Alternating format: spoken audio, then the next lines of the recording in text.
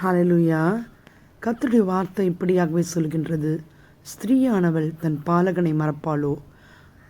அவர்கள் மறந்தாலும் நான் உன்னை மறப்பதில்லை. ஆமென். எஸ்ஐயா 49:15. ஒரு தாய் தன்னுடைய குழந்தையை மறக்கவே மாட்டாள். தன்னுடைய குழந்தைய இடத்துல அன்பு செலுத்துகின்றாள். தன்னுடைய குழந்தையுடைய எல்லா காரியத்தையும் தன்மேல் போட்டுக்கொண்டு அவை எல்லாவற்றையும் தன் இருதயத்திலே வைத்து கொண்டு தன் குழந்தையின் பாரங்களையும் சுமந்து தன்னிடத்திலிருந்து அன்பை மாத்திரம் வெளிப்படுத்துகிறவள் தான் ஒரு தாய். ஆம், அந்த தாயே அப்படி இருந்தாலும் அவர்களே உன்னை மறந்து போகலாம்.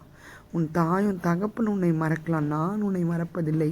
நான் உன்னை என் உள்ளங்கைகளில் வரைந்து வைத்திருக்கிறேன் என்று உங்கள் மேல் பிரியமாக இருக்கின்ற, உங்கள் மேல் மனதுருகிற கர்த்தர் இந்த வேளையில் உங்களை பார்த்து சொல்லுகின்றார். ஆம் தேவனுடைய பிள்ளைகளே, அவர் ஒரு நாளும் உங்களை மறப்பதில்லை. உங்களை நினைத்து கொண்டே இருக்கிறார். கர்த்தர் உங்களை நினைத்திருக்கிறார். அவர் ஆசீர்வதிப்பார். ஆம், ஸ்திரீயானவள் தன்னுடைய பாலகனை மறந்தாலும் கர்த்தர் தன்னுடைய பிள்ளைகளை ஒரு நாளும் மறப்பதில்லை. கர்த்தர் உங்களுக்காக உங்கள் பட்சத்தில் இருக்கிறார். ஆமென். ஹல்லேலூயா. God bless you.